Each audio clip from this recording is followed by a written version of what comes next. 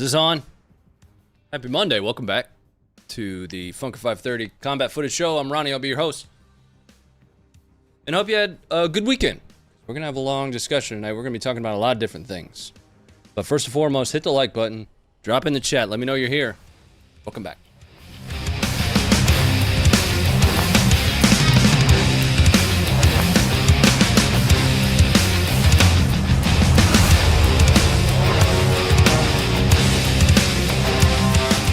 Where's everybody at, guys? Haircut? No, I haven't had a haircut yet. I got a haircut a couple weeks ago. I did just get out of the shower, though. I don't really want to ruin your night, but I do shower naked. Something for you to know, though. Welcome back. Happy Monday. Hello from Sweden. Where's everybody else at? Iowa, Netherlands. What's going on? St. Hedwig, Texas. Never heard of that place before. I haven't spent a whole lot of time in Texas, and the only time I did spend in Texas was either Bliss or Hood, Fort Hood. Germany, welcome in. Richmond, how are you? Kansas, another from Germany. Finland. We are everywhere. You know, the variance in cities and countries, and just, it seems like it gets wider and wider. That's always just really cool. I don't really have great words that I can put on that. It's just something that I personally find to be super interesting, how widespread the Funker 530 community is. I say 530, Funker says 530, and I will never let that go. We're going to talk about a lot tonight. We're going to actually see footage, some non-Ukraine footage tonight. I've got one or two videos lined up for us. Of course, with Ukraine, you know, being the bulk of the footage that's hitting the information space right now, that's going to be the bulk of what we talk about. I'll cover something along those lines here in just a second. But we're going to see some footage from Mexico. It's very peaceful there. We're going to see footage tonight of inside of Russia. We're going to see an ambush that takes place in Belgorod. But before we get there, the hottest topic, the biggest thing that we're going to talk about to lead off the stream tonight, and the screens are still doing the weird thing, is the Kerch Bridge in Crimea. Now, I've got a poll listed up there for you guys, and I'd really love for you to respond to it. I'd really love, you know, maybe drop in the chat like a civil human being, of course, and, you know, provide a few of your thoughts on why you believe the Kerch or Crimean Bridge is or is not a military target.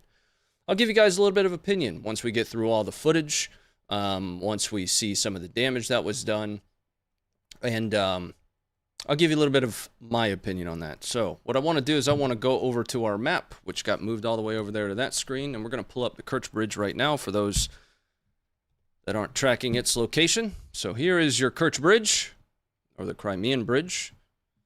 It spans the Kerch Strait. The impact area that we're going to be talking about, the Kerch Bridge, was hit by two explosions that were reportedly about 15 minutes apart. That impact area is about right here. Now, just to give you a bit of a pull-out here, the Kerch Bridge is effectively the only land route that connects Crimea here to Russia there, outside of the land bridge that was established after Russia's invasion in 2022. From a significance perspective, it's pretty easy to understand why that being the single land route between these two areas, it is so significant. From a size perspective, something that I thought to be notable, Crimea is approximately the size of Vermont. So from this area of Russia to get into an area approximately the size of Vermont, you have one route. Crimea is known to be very heavily defended. Russia has everything from a beach line reminiscent of World War II to anti-air and infantry capabilities. The defense in depth in Crimea is suspected to be extremely high. So with all of those capabilities, with all of that combat power that's aligned in Crimea, outside of moving north towards the active war zone, the only other route is via the Kerch Bridge. There is a ferry here. But let's take a look at some video. Let's take a look at some of the early footage, which didn't really do a great job of helping us understand the totality of damage. So the first thing I wanted to pull up here is an image that was shared late last night. We're going to kind of walk down the timeline here, if you will. This is an image that was shared late last night that shows a section of the Kerch Bridge without power here, the Crimean Bridge.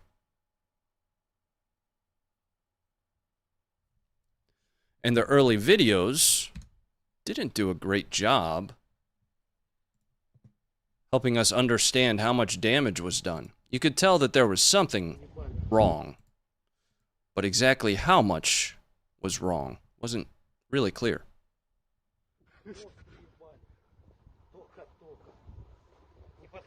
Да, не подхожу.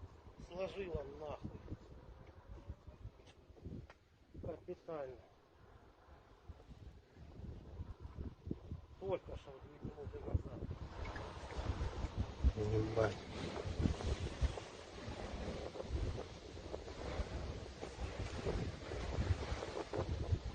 Разъехался.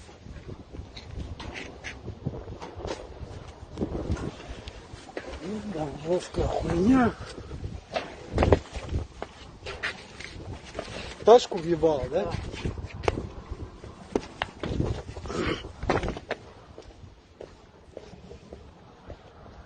А там, может, кто-то как будто плохо? Now, this was about all the information that we really had outside of a few other videos. I'll talk about some of those other videos here in a moment, including one that was, you know, pretty heartbreaking to watch. We'll be covering that here in a second, though. But outside of really this, we're speaking specifically to damage to the bridge. It's really all we had. Some of the other footage included emergency services arriving on scene. It included traffic jams, just backed up traffic for what appeared to be a really long distance. But we have more footage. As more footage started to emerge, we began to understand just how much damage was done to the bridge. I actually found one without watermarks for you.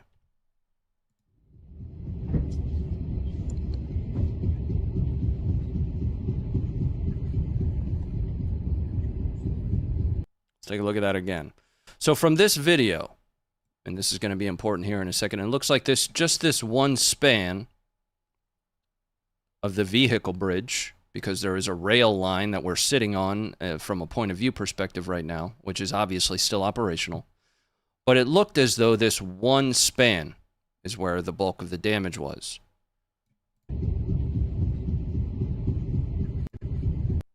Just in case you're wondering, it's not supposed to look like that. We have more footage, though, that gives us even more perspective. And this one's going to lead me to one of the other videos that came out last night. We'll talk about that here in just a second. This is Russian crews cleaning up and presumably inspecting after the damage, after the explosions.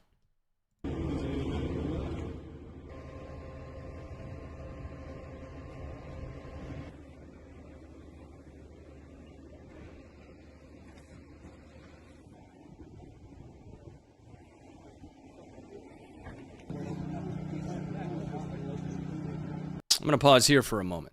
So this video is pertinent and important to talk about. That vehicle right there, I am making the assumption, though I'm sure some have already, arrived at a conclusion of this. That vehicle was featured in one of the additional videos that came out last night of a young girl climbing through her windshield, presumably shortly after the explosions fell. And we have more details on this. In extreme distress. And I mean extreme distress. It's a heartbreaking video to watch. I actually tried to share that with you guys via our Twitter. But I ran into challenges with with Twitter's content flagging. It's something that I've been continuously screaming from the nosebleeds about. For some reason, sensitive content flags aren't applying, especially from mobile.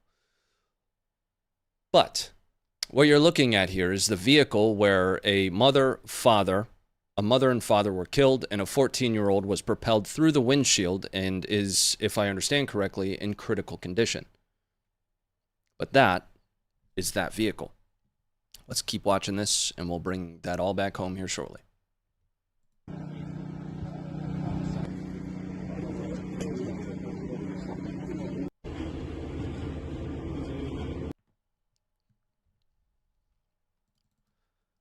Now, it appeared as though, and we're going to circle back to the civilian casualties here in a second, it appeared as though just that one span was damaged. The damage is actually a little bit more substantial than that. Here's the latest Maxar imagery of the bridge. Something that's notable is both spans on the vehicle side of the bridge are shifted. Once again, it is not supposed to look like that.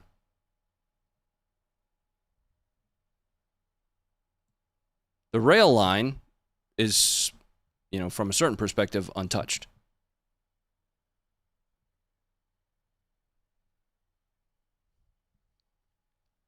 Now let's bring it up, and I'm going to talk for a moment about the civilian casualties. This is something that we've actually covered quite in depth here over the last couple weeks. We've seen quite a few videos that shows non-combatant deaths and injuries. Non-combatant or civilian casualties are a reality, an unfortunate reality of war. That's part of that brutality. That's one of the reasons that we are here to show those bits and pieces of brutality, right? The Kerch Bridge itself is, in and of its own, absolutely a military target. And here is why I say that. Historically speaking, since the beginning of spanning any body of water with a bridge, denying the adversary the ability to cross that, the ability to use it from a maneuver perspective for whatever reason, a movement or maneuver perspective, doesn't matter what they're using it for, whether it's logistics, i.e. supplying the entirety of the Crimean Peninsula, the size of Vermont, with beans, bullets, ammunition. Targeting of that, from a strategy perspective, is warranted. Now, there are things that you can do to mitigate casualties, to mitigate non-combatant injuries and deaths, such as targeted at 03 in the morning. But and we're going to see some footage a little bit later on from Putin, if we have time for it, for Putin to say that it is a non-military target, that it is a terroristic act, I disagree with wholeheartedly. Because foundationally, that is the one land route to provide any level of logistics to Crimea direct from Russia without traversing through the Donbass, the Zaporizhzhia, and Kherson. There is no other route. There's nowhere else that he would theoretically perform logistics, supply for his units that are there. For anyone to claim otherwise is wholly ignorant. Again, mitigating casualties, mitigating civilian casualties is something that should absolutely take place no matter what. There will never be a situation where you are able to mitigate the risk to civilian casualties in its entirety. Now, I want to take you guys back, because that's all we're going to cover on that. I want to take you guys back to the last time the bridge was hit. In October of 2022. We're going to take a look and compare damage. КамАЗ. Ларгус. При заезде, получается. Да. На... В сторону Керчи. В сторону Керчи. Правая полоса в сторону Керчи.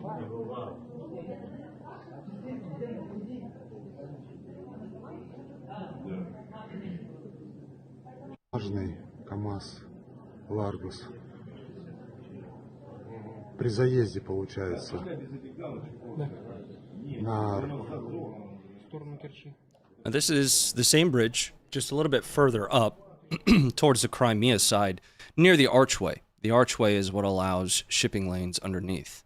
From a damage perspective, though, the damage was quite a bit more substantial. That's coming up for you now.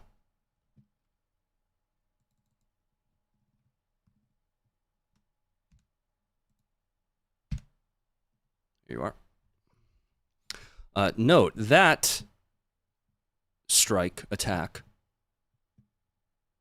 also impacted the rail line.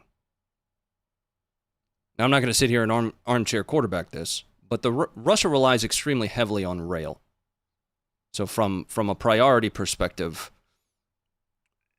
if I were being asked, which I'm not, I'm sitting here in cozy, drinking a cup of coffee, talking to you on the internet about videos on the internet. But if I were being asked, the rail line itself would be my target. You can see these fuel cars that are engulfed, and were engulfed for quite some time.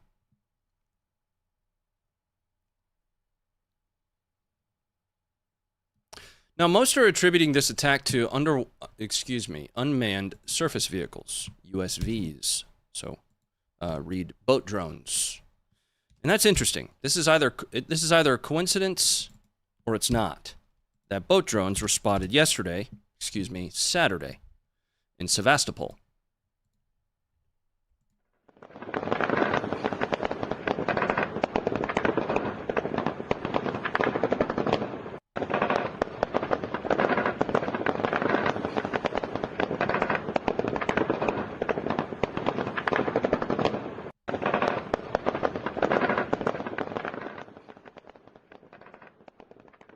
It wasn't just boat drones, but Sevastopol also had an issue with drones via air. You're going to see anti-air here firing at UAVs, unmanned aerial vehicles.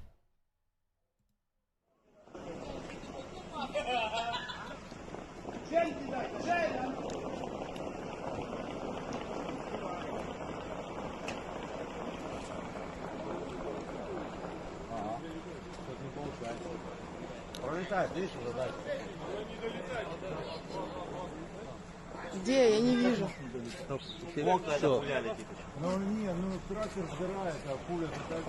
Вон летит лапочка. Я не вижу. Не, ну дроны-то не светятся. Что они, чем светятся? А куда они стреляют? Плюс трубы?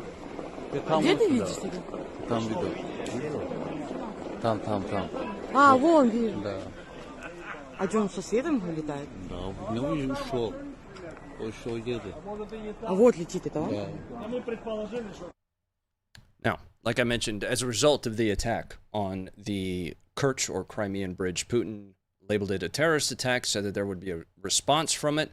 One of the more comical responses that I saw, that I tweeted out on one of the pages that I run, was the Ministry of Transportation, which quite literally told people to just go around it to get to Crimea. That would have taken them through the Donbass, into Zaporizhzhia, then into Kherson, until they could finally get to Crimea. In fact, I got that from a Russian source. We talked about this source last Friday. Gray zone. Different gray zone than the one you're thinking of. This is a gray zone directly affiliated with and run by Wagner. The gray zone was actually furious at that. They said if they didn't get hit by Storm Shadow, they were attributing this strike to Storm Shadow at the time. You're just sending them to get hit by HIMARS, which is effectively, to a certain extent, true. You are sending them into areas that are occupied by an invasion force that are being targeted from a shaping fires perspective for an active counteroffensive. We're going to see a lot of artillery tonight. That's the route that the Ministry of Transportation of Russia sent civilians.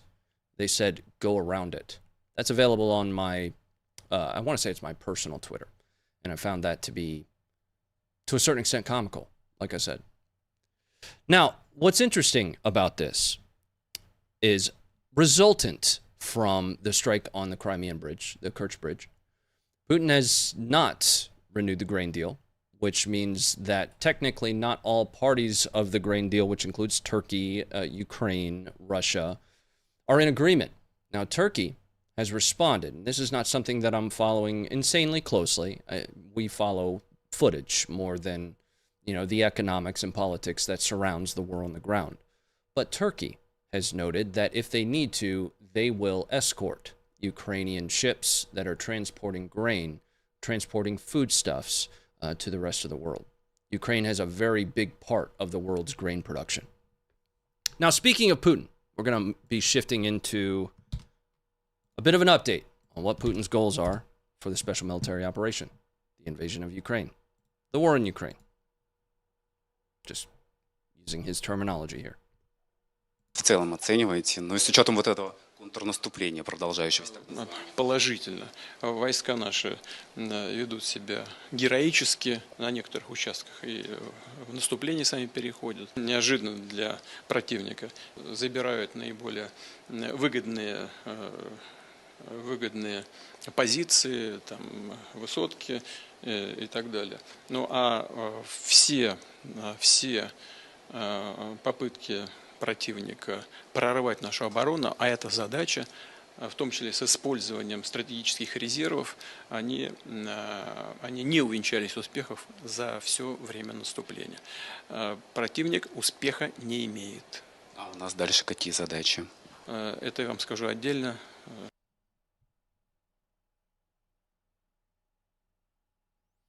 Putin's present goals for his invasion of Ukraine are not for public consumption. Когда камеры будут выключены. Ход специальной операции. All right, let's bring it up.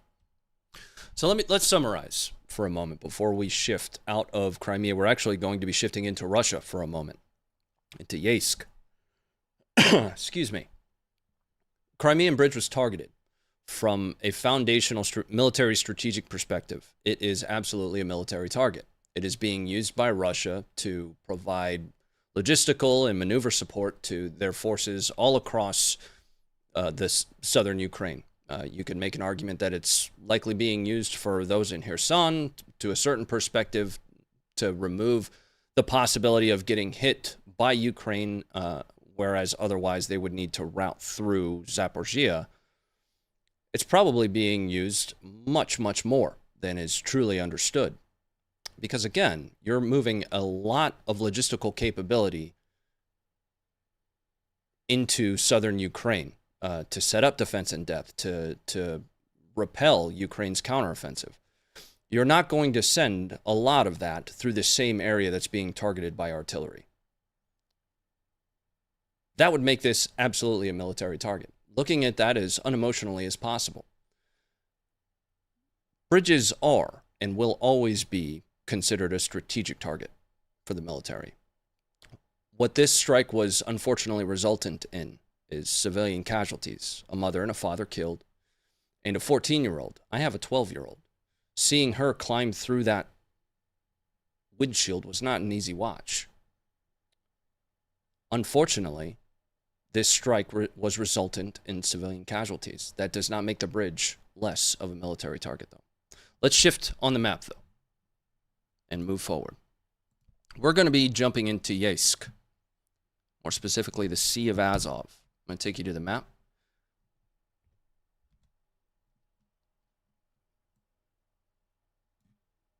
To here, where vacationers got something of a show. Now, this show was a deadly one when an Su-25 crashed into the Sea of Azov. We've got a whole thread worth of video to watch here.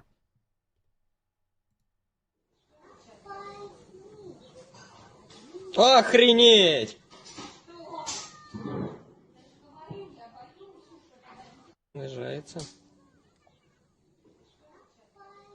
So the notable things from this video are the canopy, the ejection, and the canopy deploying. We're going to see some better imagery in a moment. But there's your ejection.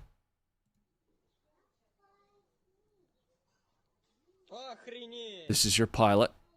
And his canopy is deployed, but this video doesn't do a great job of helping us see that. This next one does a better job.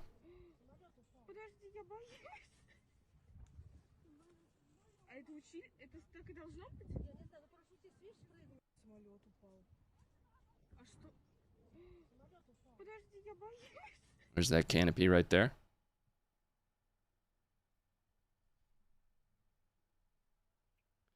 Now, although crews arrived pretty quickly There's a chopper arriving on the scene.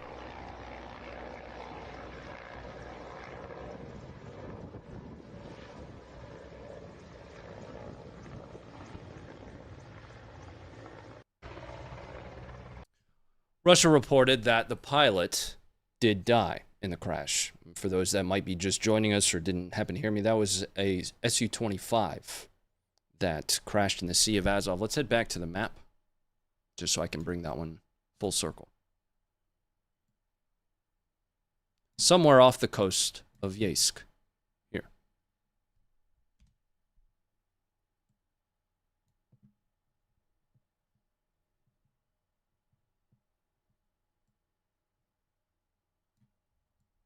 All right. And then let's come back up, because we're going to be shifting. Actually, we can go straight back to the map. We're going to be shifting into our geolocated footage now. We're going to start, here's some, at Antonovsky. Now, we've spent a lot of time here because, once again, and as continues to be, as just continues to happen, Ukraine maintains a foothold on the left bank, or the east bank, of Antonovsky. We've got Russian artillery striking Ukrainian positions. And in fact, if I'm not mistaken, they claim to have hit speedboats in this one. Can't tell.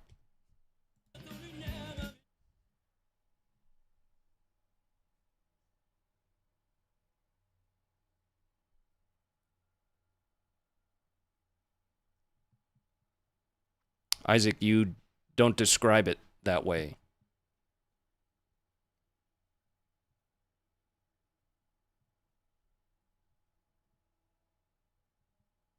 Right, the overwhelming majority of the Dnipro is east and west. And when standing, looking downstream, I still describe that as the east bank, the west bank, or the left bank and the right bank.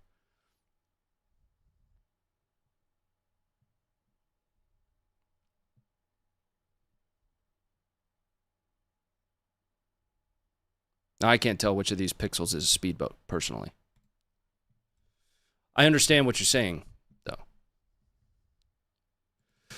Now, some other footage from the southeast, or left bank, of the Dnipro is actually a little bit of a controversial video. This one, we're going to watch first, and then I'll bring you up and we'll talk about it a little bit. I'll show you on the map exactly where this takes place as well. Населенный пункт Oleshky.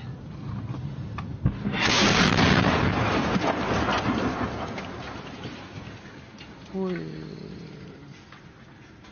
вот это жесть. Братья, что там? Где? Прикинь. Нормально они, все? Я не знаю, их нет. Вон они, вон они. Называется населенный пункт. All right, so what you're looking at here is the former yacht club in Oleshky. Right there. It's actually wedged right up by the water side. Now, there is a lot to take in on this. First and foremost, you're looking at non-tactical vehicles, civilian vehicles. Josh received this from a quote-unquote civilian journalist, and there's a little bit of back and forth as to whether or not the folks that we're watching here are military or if they are potentially journalists. To be honest with you, there's not a whole lot of information outside of that. But we'll watch the strike one more time. Oleshky.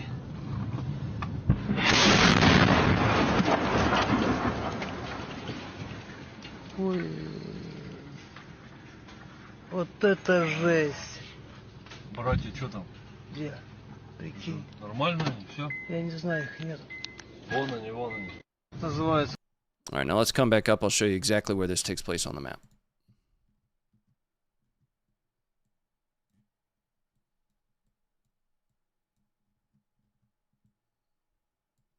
Takes place here.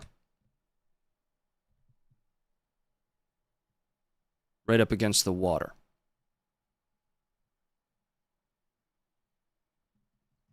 Scrolling out for you on that edge of Oleshky.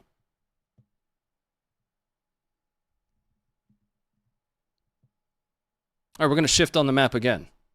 We're going to move towards Pyatyhatki.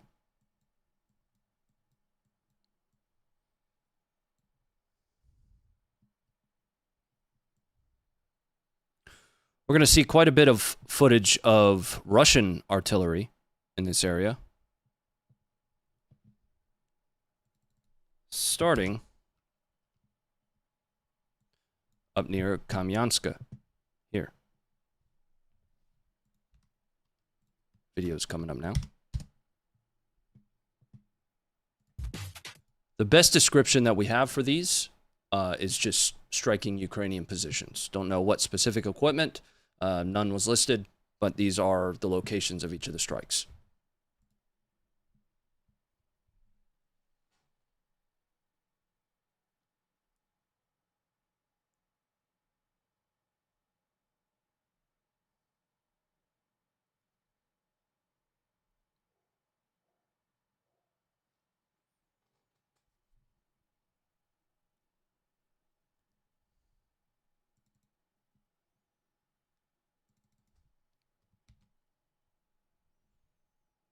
All right, coming up. And we're going to be moving towards Lubkova. Shifting to the right a little bit. Here, where we'll see more Russian artillery targeting Ukrainian positions.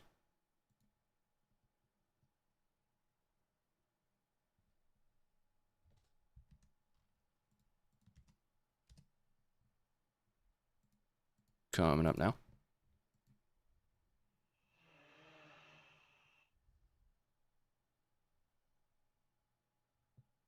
No sound. If I have the sound off, it typically means that there is music overlaid with it, which I run into copyright problems with.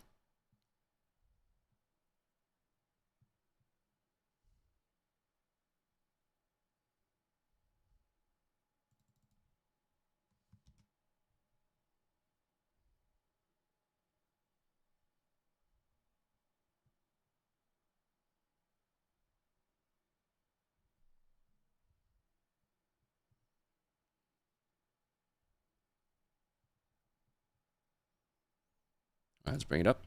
And we're going to be stepping further to the right. A little bit to the northeast, actually. Into Stepova. Here.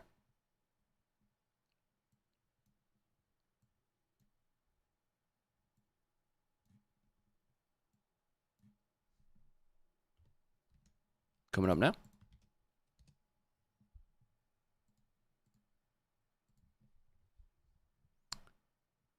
Right there.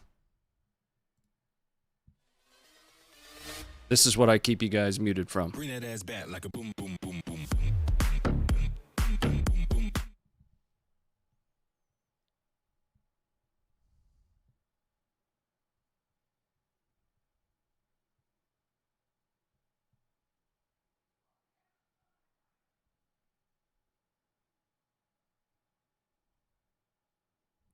Coming up. Now, Ukraine is not sitting idly when it comes to artillery. We're going to see two videos here. The first being known from this area. The second, I don't have a great location for, but you'll understand why I have them in the same section. Now, southeast of Pyatyhatki, Ukraine has begun employing cluster munitions.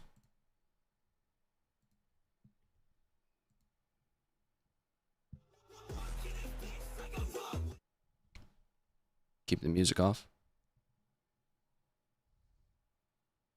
Highly edited. But we'll see a little bit more, I shouldn't say clear, but less edited footage of cluster munitions in just a second.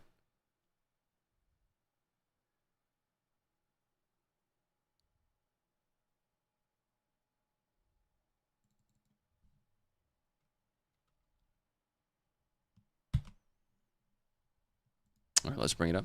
I've got one more video of cluster munitions being used. And what's interesting to me about these, and I'll just pull up the video for you and talk through the video. What's interesting to me about these cluster munitions is they don't really meet the signature of what I have always known DPICM to have. I've always known Deepikam to have a bit more of an erratic formation or spread, if you will. This is very circular. It is cluster munitions nonetheless, being used by Ukraine. Reportedly, there are Russians in this tree line. This is somewhere in Zaporizhzhia. Exactly where, I'm not certain. I'm sure somebody would be able to geolocate this. But there's a possibility here, and this is getting attributed to Deepikam. There's a possibility here that what we're looking at is the 120 millimeters. If I'm not mistaken, and take this with a grain of salt, Israel provided 120 millimeter clusters.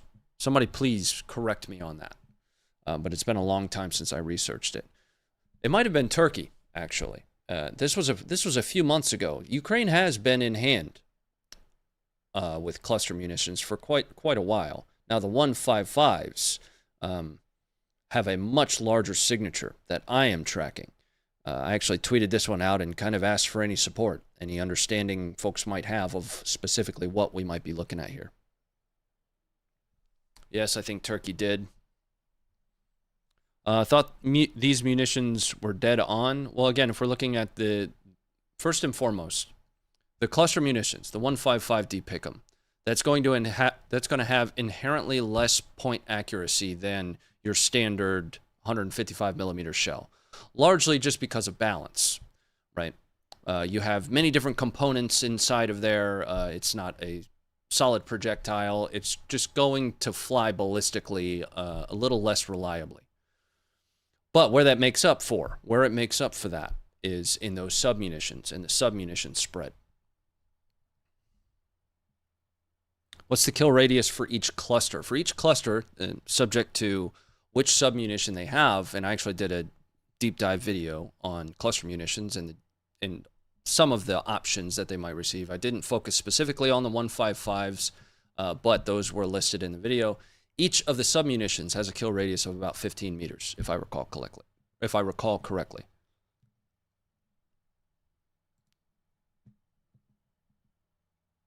All right, let's move on our map. I need to check in on the support because you guys are awesome and continue to send it over.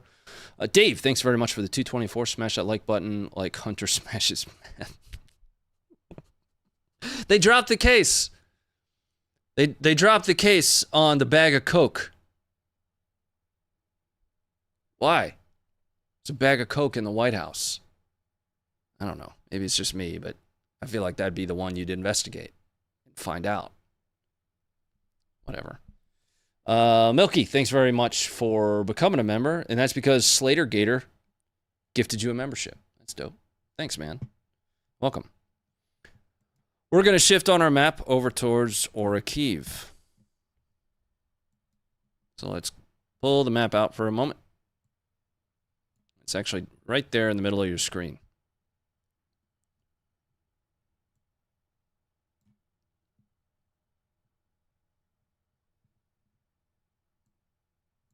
Now this is going to be a Russian strike.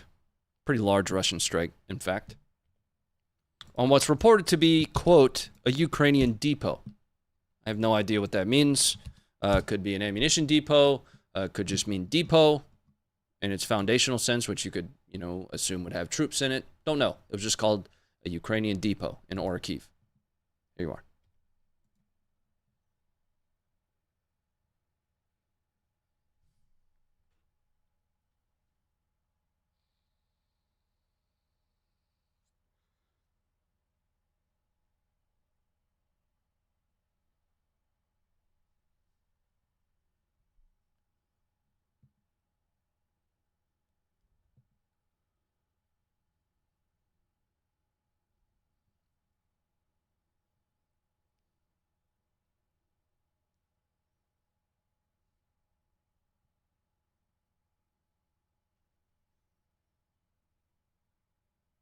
Muradov, thank you very much for the 15 there. Yes, the 120s are from Turkey and not Israel. Thank you for correcting me on that. Always happy to be corrected, especially on something like that. Israel hasn't yet given Ukraine weapons. By the way, hi from Israel. Love your content. Keep it up. Thanks for being here, and thanks for correcting me. Happy to be corrected, especially on something necessitating fact like that. got another strike here, but this is not Russian. This is a Ukrainian strike. Same general area. Same axis area, I should say. Same front, if you will. But our strike is actually going to be about right here. This next one. I would try to say east by northeast of that city, and I actually wrote it down phonetically. I'm just not going to. Let's bring it up. I'll show you that strike. Relatively large. Not quite huge.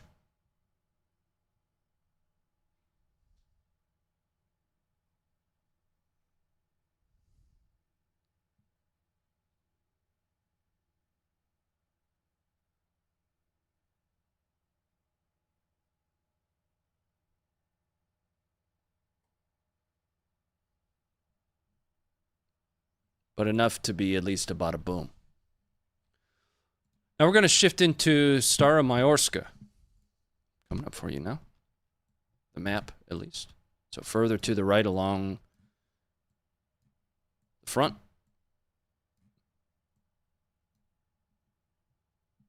To here. We're going to see a couple videos here. First, we're going to see footage of an attempted assault of Staromlynivka. And then we're going to see footage of the Ukrainian casualty collection point out here that was targeted by artillery from Russia. But first, the assault.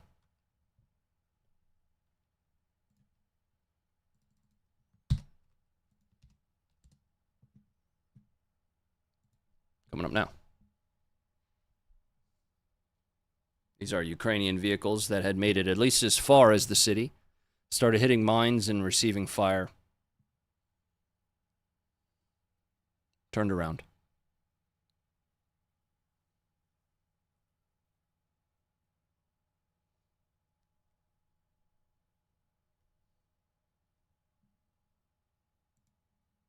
Run that through again.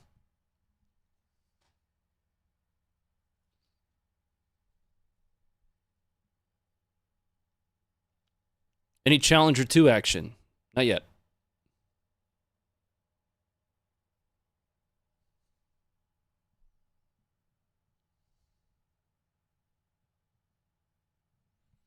Let's bring it up. Now, what was reported to be a casualty collection point for either that assault or another assault was targeted by Russian artillery while Ukrainians were evacuating their wounded.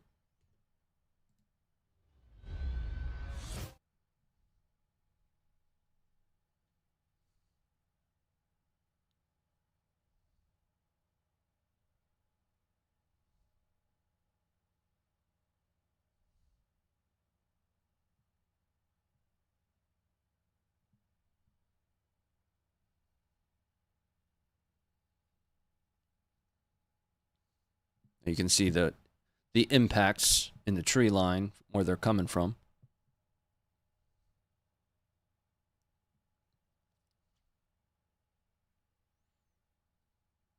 Now, something that we're going to see in a moment, here in just a few videos, is we're going to see Ukrainians targeting Russians evacuating wounded. You don't become a non-combatant just because you are wounded.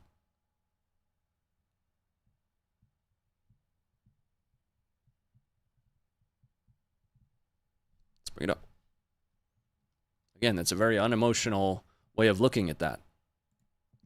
But it is a reality. We're going to be moving to Novomykhailivka. I think I hit that right on the nose, if I'm being honest with you.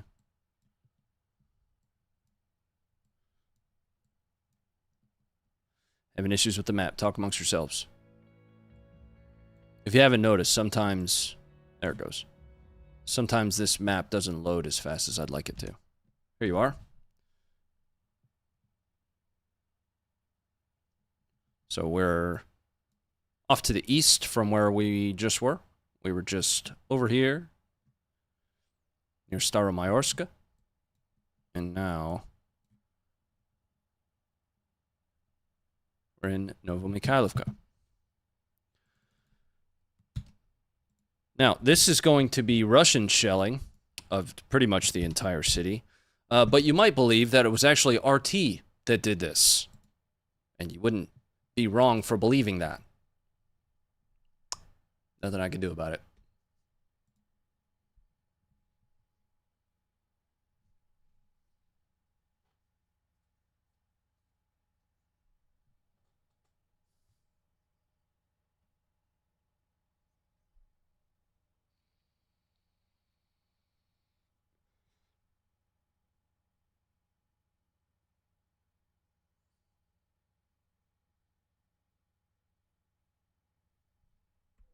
Разведчики вскрыли выдвижение противника на левом фланге перед 3-м батальоном. Одна боевая бронированная машина, группа пехоты, 8-10 человек пытались выдвинуться. Но мы не успели понять, что они хотели делать, потому что ничего не успели сделать. Артиллерии были уничтожены, машина до сих пор горит. И вот в таком ключе мы и действуем. То есть разведка, огневое поражение. Разведка. Barely even noticed the watermark, man. I think they nailed it. Как я уже сказал, мы очень хорошо закопались, замаскировались. Потери у нас очень небольшие в его обстрелах. Мы наносим гораздо больший ущерб противнику и либо сорвем его наступление, или если он пойдет на нас наступать перед активным действием, мы готовы к отражению конфликта.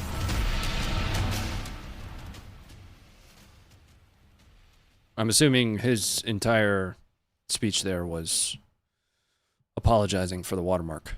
Not sure. Can't be certain. Bring it up. And shift on the map once again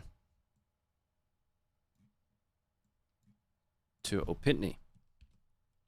That one I don't think I'm spelling properly. Coming up now. Here.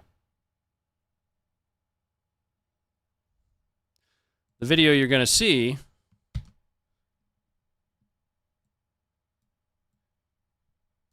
in Opytne, from Opytne, is Ukrainians targeting Russians via bomb drone as they are evacuating their wounded. Discretion advised.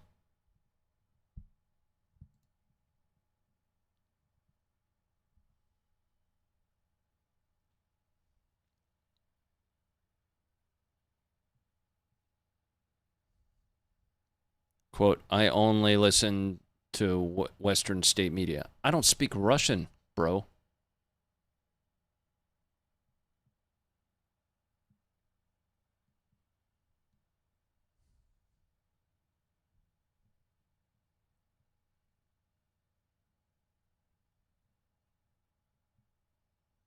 Now, like I told you, a few moments ago, we watched Russians targeting Ukrainians as they were evacuating casualties. We just watched Ukrainians targeting Russians as they're evacuating casualties. You don't stop becoming a combatant just because you're wounded. It's a harsh reality, but it is a reality nonetheless. We're already getting close to Bakhmut. Now let's take our map and head on over that way.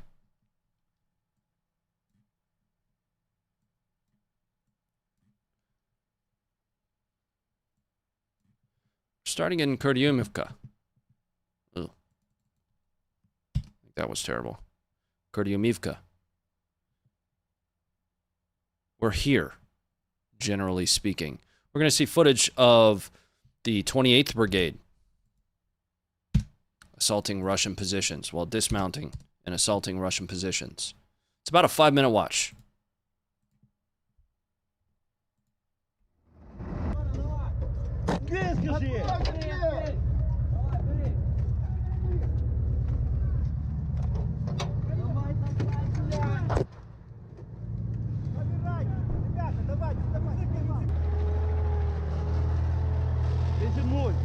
Запобіжить центр бігом, блядь. Бізон, ти нас бачиш? Мінус, мінус. Бізон, ми йдемо вперед. По чуть-чуть, виход.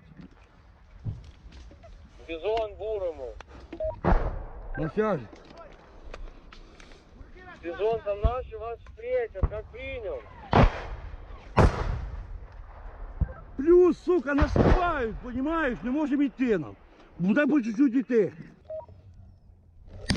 Запобіжжя, двигаємося. Вперед. Плюс.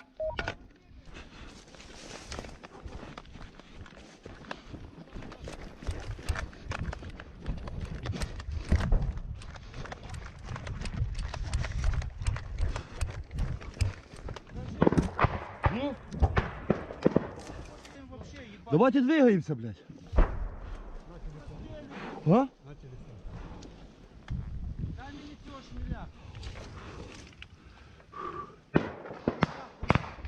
Да ебашка.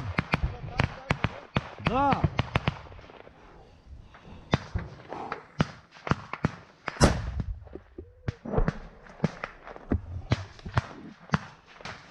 Пацаны, слева дивись! Жорик, блядь, слева в'їби туди, нахуй. Шмель, бомбу не вибити, Віка, нахуй. Шмель, справа, я зайду, блядь.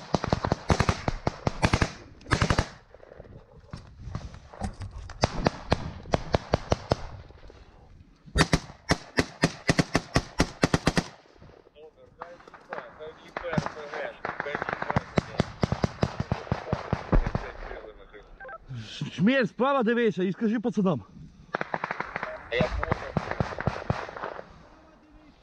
Жорик, до мене!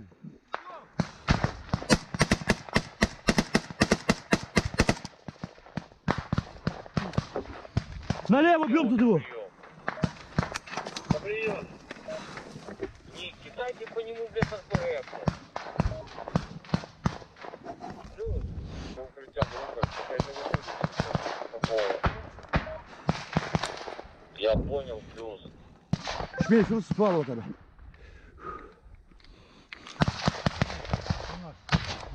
Так, Нику, нам забегаться за тобой. Плюс, человека.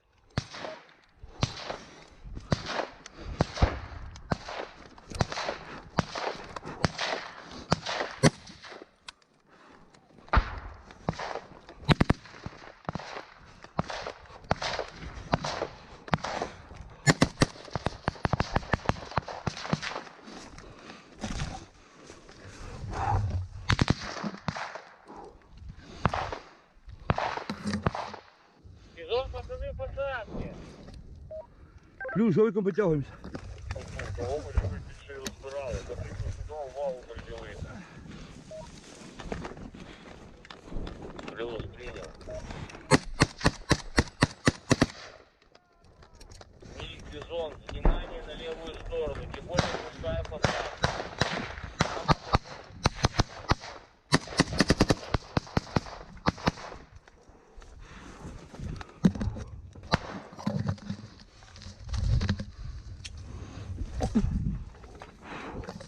Хлопцы, главное в кучу не сбивайтесь в кучу. Опер, зато я група затягнеться, і перша, і друга туди. Ой, хай перегрупуються. Для того, щоб вони розуміли, де хто. Плюс, вони і так ідуть своїми групами.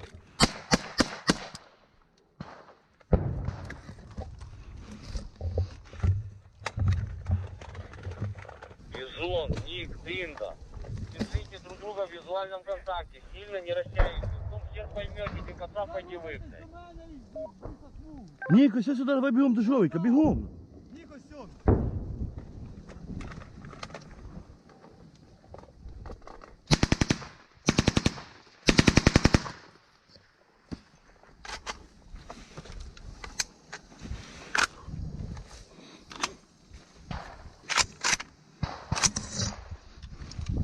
Ник, иди сюда. Цинкуй левую сторону, у меня проблема, сука. Шмель, закрывайте Да. левую сторону. Плюс сейчас по левой стороне А? иду. Мухи видно. Ебашь туда дальше. Оперу.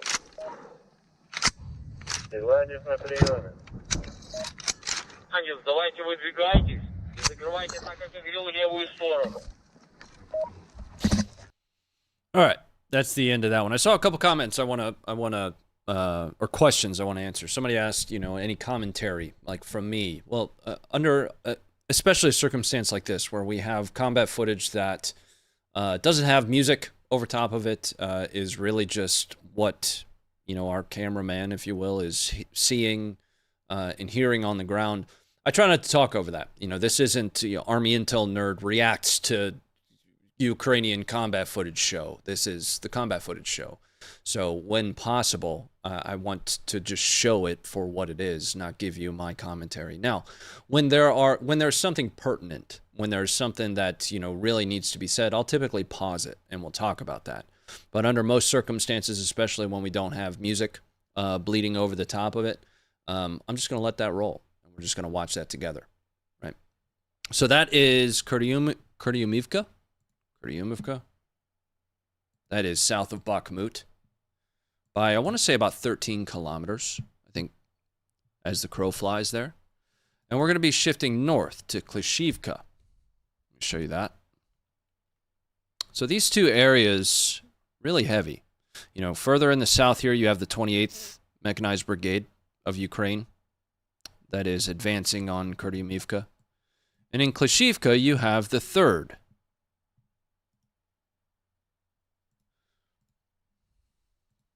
Now, it's assumed, based on that this video is primarily the 3rd.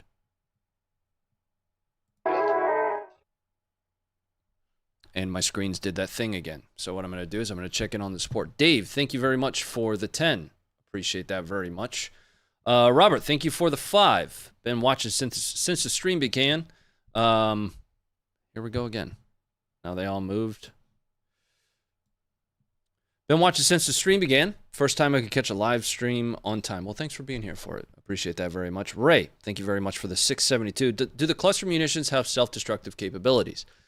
Some do. The 155 Dipicums does not, and it's really more dependent on the submunition that's involved. Now, if it is the M80, which typically comes with the 105 millimeter Dipicum, yes, it has a self-destruct capability built into it, wherein if somewhere between 3 to 7 seconds after activating or after being expelled from the primary round, it doesn't destruct, it will auto self-destruct.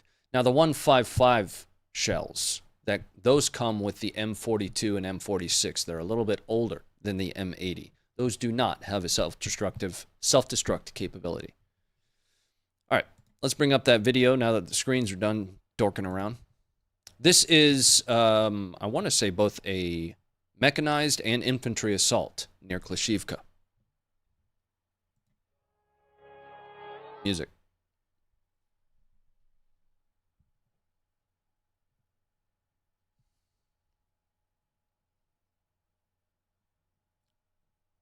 These are Ukrainian vehicles.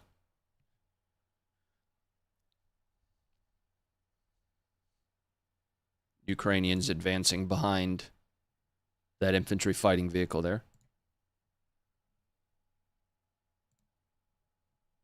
I accidentally skipped forward on the video.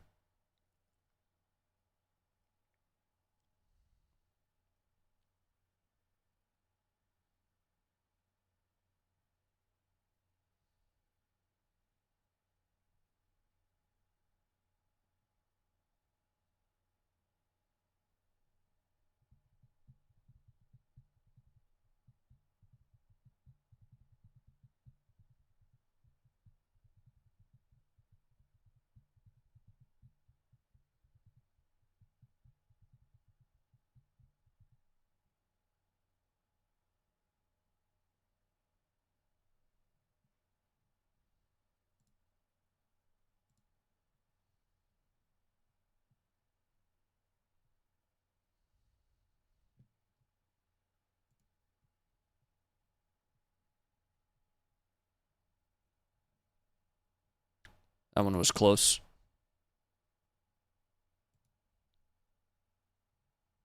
Note, that is his own launcher. That's a shoulder-fired launcher from him.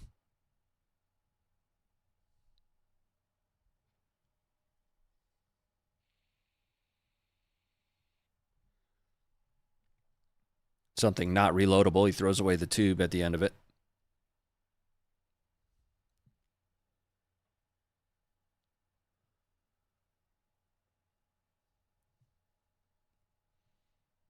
All right, let's bring it up. And another one coming up here. Now, here's the story with this one. So there's actually a 17-minute video that accompanies this, and I'm going to give you guys a link to that. But we're going to watch a very small snippet of it. We're going to watch just a 14-second snippet of it. We're not going to watch all 17 minutes of this video. It is a very well-produced video, edited and released by the Terra Group. It is comprised of both footage of the 28th Brigade and of the 3rd Brigade, all in that southern flank area of Bakhmut. Here's that 14-second clip, and then what I'll do is in the live chat, I'll give you guys the link to that 17-minute version, or you can find it on our Twitter. Coming up for you now. Discretion is a little bit advised on this one. Brown pants might be necessary.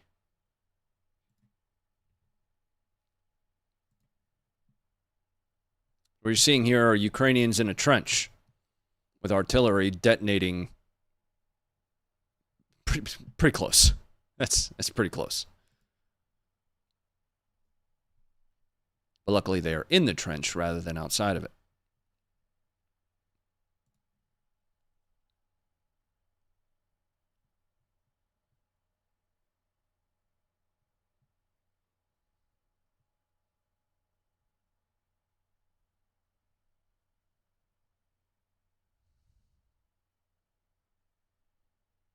All right, let's bring it back up. And then let me go and grab that link for you guys like I told you I would. Stand by, turn the music on. It's like elevator music. It's perfect. We've got some wild footage coming up here in just a couple minutes. There it is. Now, if you'd like to watch the full 17-minute version of this, I'm putting it in the live chat now. If you're watching the VOD, I don't know. Just scroll down a little bit on our Twitter page. You'll find it. We're going to be shifting on the map to Berkivka.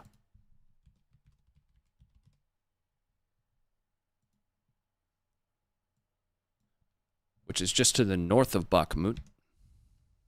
This is an area that we've talked about quite a bit. So you've got all of these battles between the 3rd Brigade, the 28th Brigade, and the 57th here. You've got the 51st. But to the north, we've seen footage of Ukrainian recon teams that end up getting taken POW here. What we're going to see next, though, is actually artillery strikes all along this rail line. So this is a rail line. See these groupings of trees? This is a rail line. The strikes, I want to say, actually take place about right here. That rail line connects Chasiv Yar, down here, to Berkivka, into Bakhmut. Heavy strikes. Coming up for you guys now.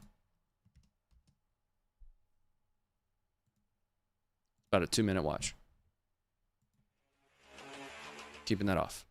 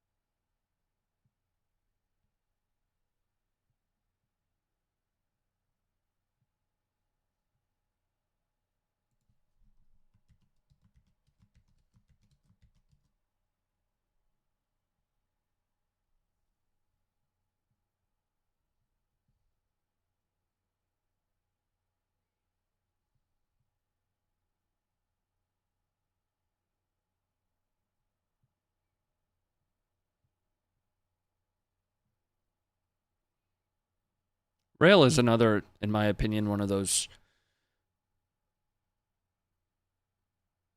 critical targets to control, especially when you have issues with air superiority. You can't move supplies, personnel. So Ukraine maintaining control over as much rail as possible, or in some cases, hitting rail lines far behind Russia's forward line. All going to be very impactful.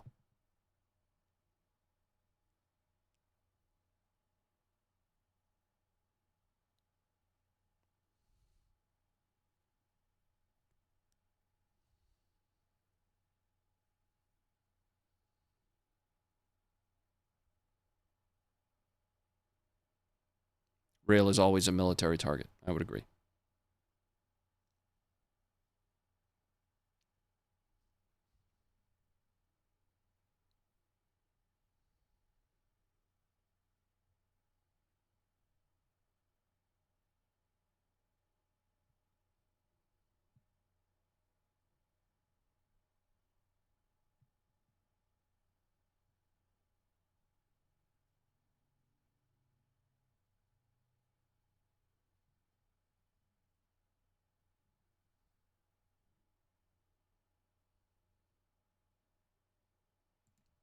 All right, let's bring it up. We're going to shift once again on the map to Berestova. In Donetsk. This next one's going to be pretty not safe for work. Pretty gross. Where you're going to see our Russians riding on top of an infantry fighting vehicle, and they're going to be targeted by an FPV drone. Discretion on this one is advised. I'll show you on the map where we're headed. Berestova here. We were just in Berkiivka. This is where we're headed to.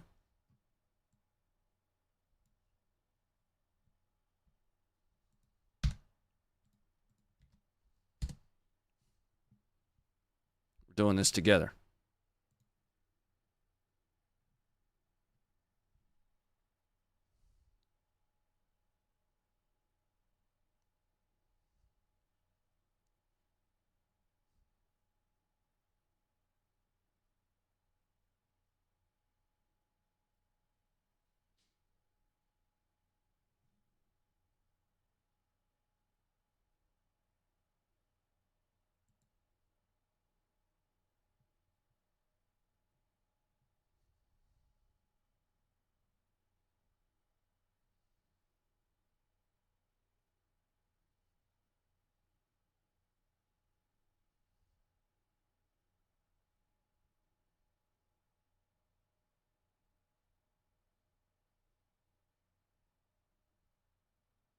All right, coming up.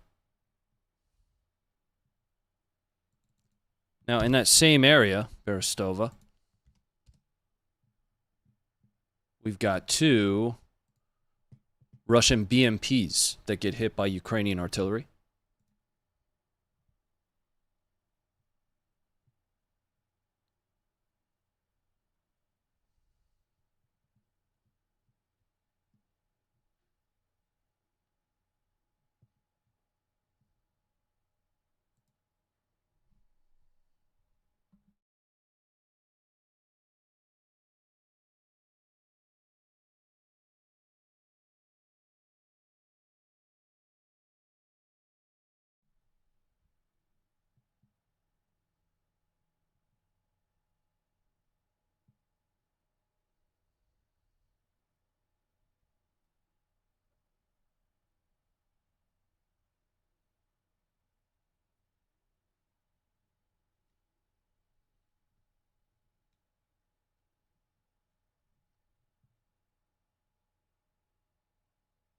All right, let's bring it up.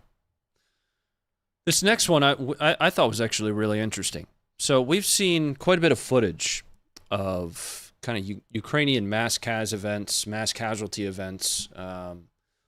We've seen footage of Ukrainian medics on the ground, doing what medics do, taking care of people. In some cases, taking care of themselves when their legs get blown off. I don't think there's some videos that you just never can unsee. Glad to hear he's doing okay though. we're going to see actually a first for me, which is a Russian medic directing traffic, getting people loaded up for casualty evac. This takes place near Torske. I'll show you on the map just as soon as we're done with the video. Discretion advised on this one. It's a pretty gruesome injury toward the end.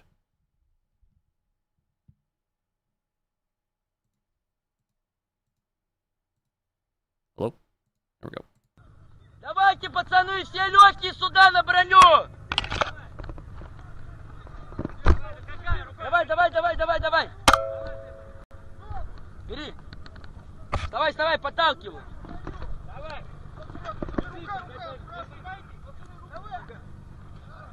Давай!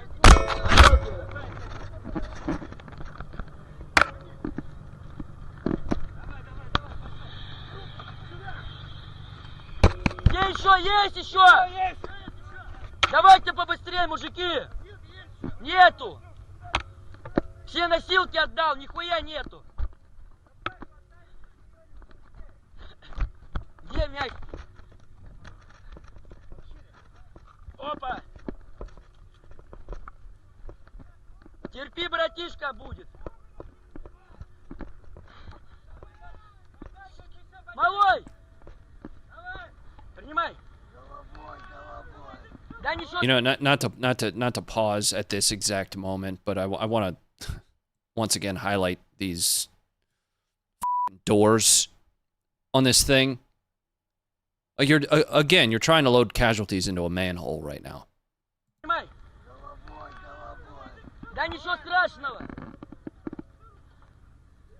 right, let's bring it up.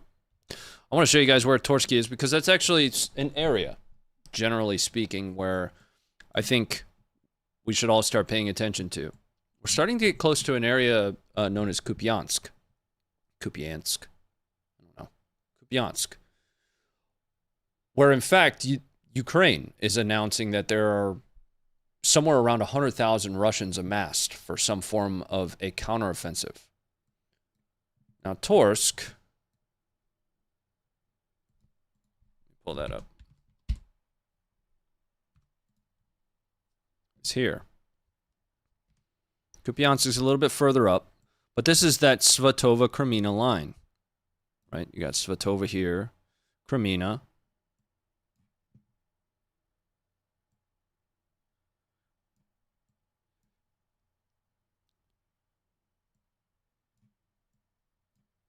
In this area is where Russia has apparently amassed somewhere near 100,000 troops between here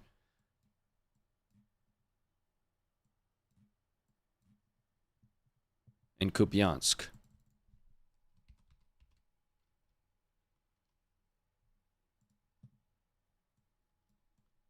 As fronts. Not necessarily in those exact locations.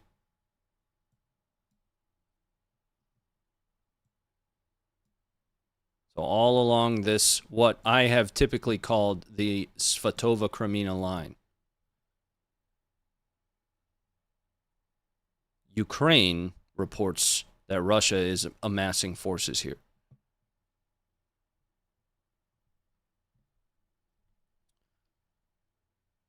And we're going to be headed to Klishchiivka, which is right smack dab in the middle of all of that I was just showing you guys. Here.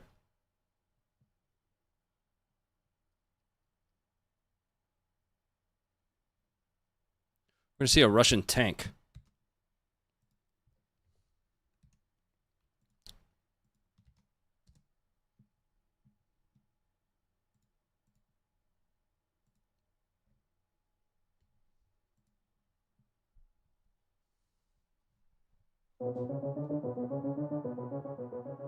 Hit a mine.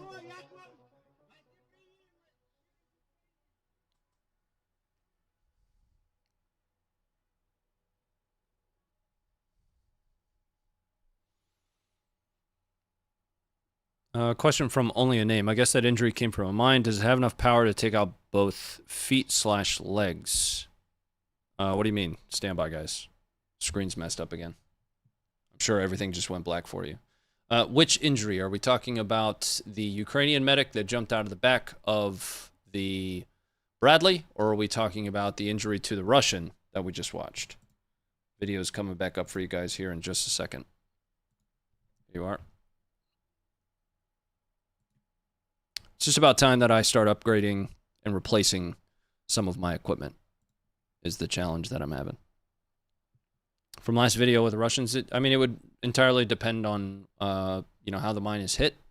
A great example of the destructive power of anti-personnel mines are, that Ukrainian medic. He lands on the mine specifically with his knee, which severed his leg at his knee. Those PFM-1s, the little butterfly bastards that are really scattered throughout Ukraine at this point, those are called toe poppers. Unless you apply a whole lot of pressure on it, they aren't typically going to take off the entirety of a limb. They've been known to take off the fronts of your foot. But then you have like the POM mines. Those have a little bit more power to them. It just depends on which mine it is. Bradley or BTR? Neither. That is a Russian tank, a T-series tank. I don't know the differences very well between each of them.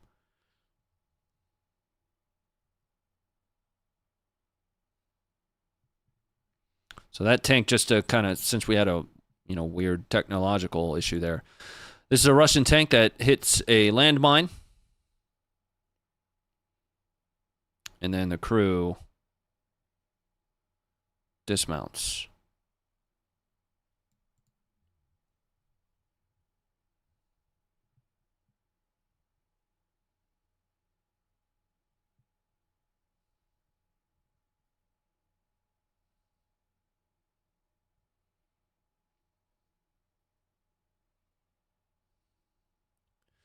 Now we're about to actually shift back inside of Russia. So we already stopped by Russia down in Yeysk, the Sea of Azov. We watched an Su-25 crash into the Sea of Azov as the pilot ejected. The canopy was good, a little low to the ground, but the canopy does deploy. That pilot ends up, according to Russian sources, dying. We're going to see more footage from inside of Russia. We're going to head to Belgorod, though. I'm going to show you where this takes place on the map. We're going to see Chechen volunteers ambush a Russian logistics truck at extremely close range. Now, this takes place. This is Belgorod, from an Oblast perspective. This is Belgorod here. This is Ukraine down here. This little area,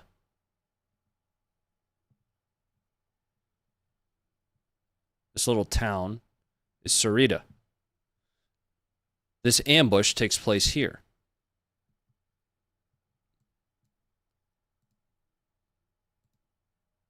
That is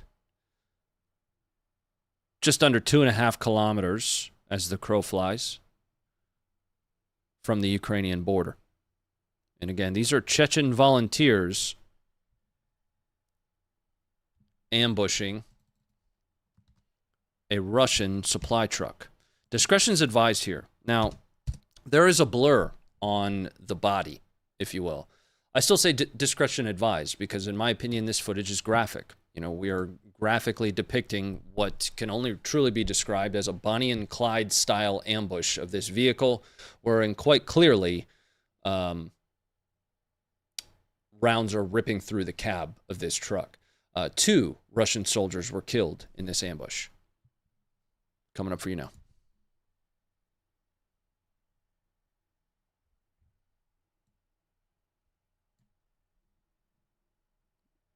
Stand by.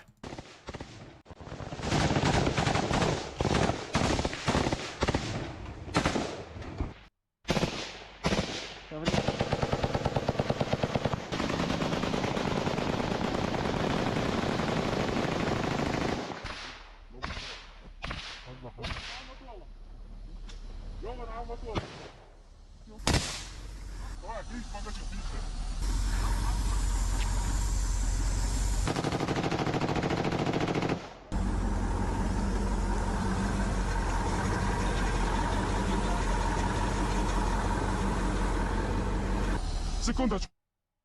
Now, I saw some folks claiming that this footage was fake, and I would like to point two things out to you. First of all, you know, they were saying that, you know, because of the blur, you couldn't see anything, and it wasn't graphic footage. I consider this to be graphic. But B, I'd like to point out to you this Swiss cheese door. Doors don't come like that. But I'd also like to point out to you, what? Oh, perfect. I'd also like to point out to you the window. The window is Swiss cheese as well.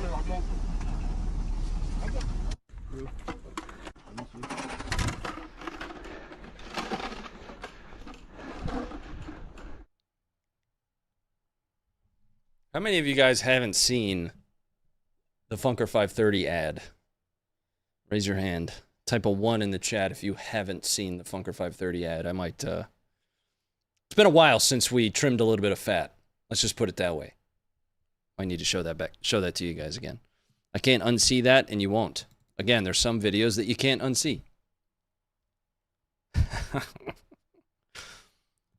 right, we're not done with our footage for the night. We're moving into the general Ukraine section. So again, this is stuff that takes place in Ukraine, but exactly where it takes place, I don't have a great understanding of. What you're going to see here is a Ukrainian Kazak driving through an impact area.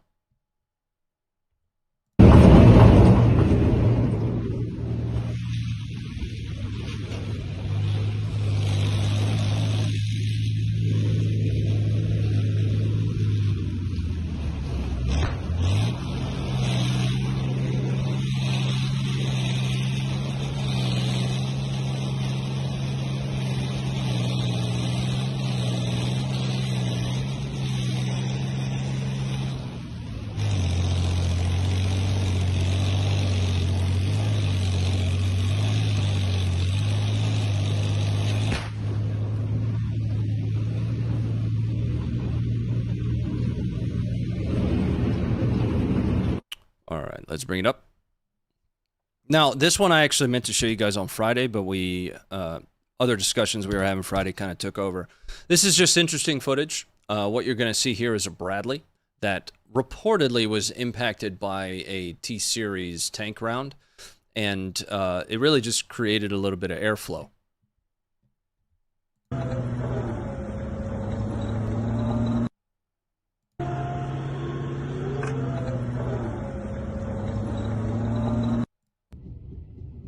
Whoops. Bring it up. Now, I want to shift into Mexico really quick, because when we do get footage from Mexico, especially, you know, Sicario ambushes, things along those lines, I like ensuring that we're showing that stuff, because we do cover all forms of war, conflict, and use of force. Now, this one, what you're going to see here is actually an ambush on Mexican state police by the Gulf Cartel. I'm going to have to kind of walk you through what's happening here, because the first time you watch it, it's not going to make a whole lot of sense. But once I kind of, you know, walk you through exactly what's going on, it'll all come together.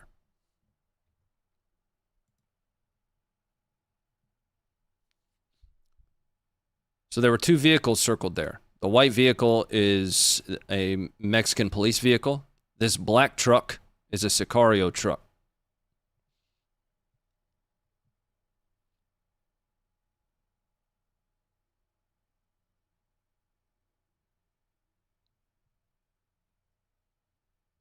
Now, it just rolled up alongside of that Mexican police truck and opened fire. It looks like it might have gotten the back tire as well. You can see that weight shift on the vehicle there. If I recall correctly, 2 Mexican state police were killed in this.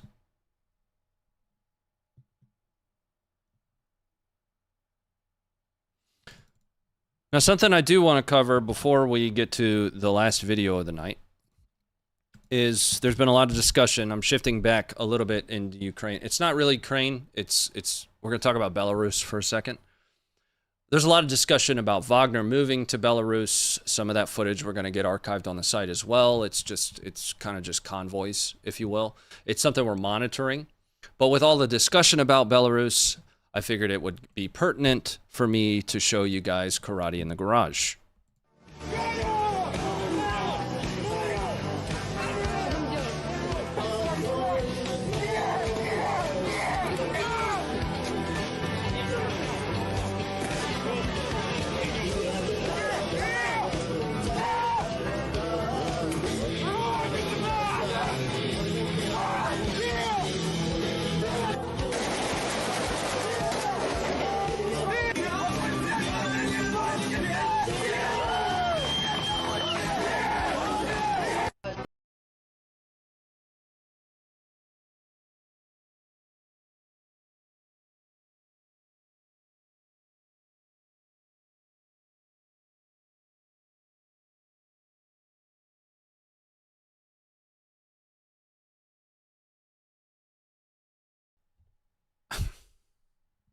It's an old video. It's an old video, but as I was going through and preparing the stream for tonight, I was wondering to myself, I'm like, should I start showing some of these convoys, some of these Wagner convoys?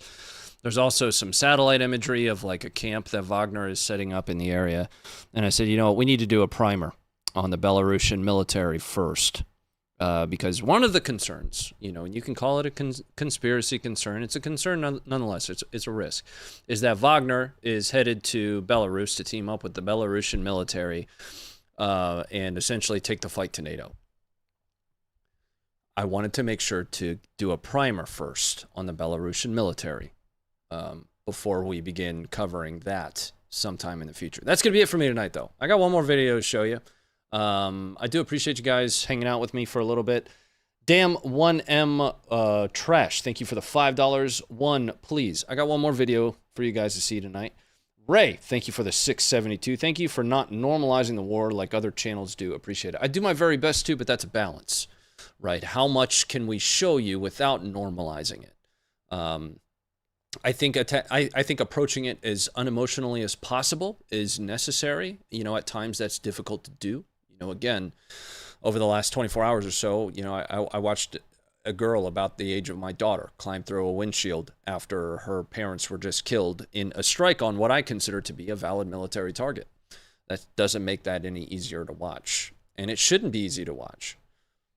But it's always a balance. Compiled Tech, thank you for the $5. Have you seen any assault drones yet? Trench assault drones yet? Ground units? Well, like Skynet? No, because that's how you get Skynet. I'll keep an eye out for it, though, definitely. Gunslinger, thank you for the 762. Happy fake birthday, Ryan. The fake stuff, guys. Goodness. Thank you for the 762. No one rocks Daisy Dukes like you, and for that, we're grateful. Well, in order to see the Daisy Dukes, you're going to have to come over to the other stream. We're going to play BattleBit tonight while we kick back, have a beer, and chat about all this footage and probably a whole lot of other stuff, to be honest with you. One more video, though. Good night. Thanks for being here. Stay informed.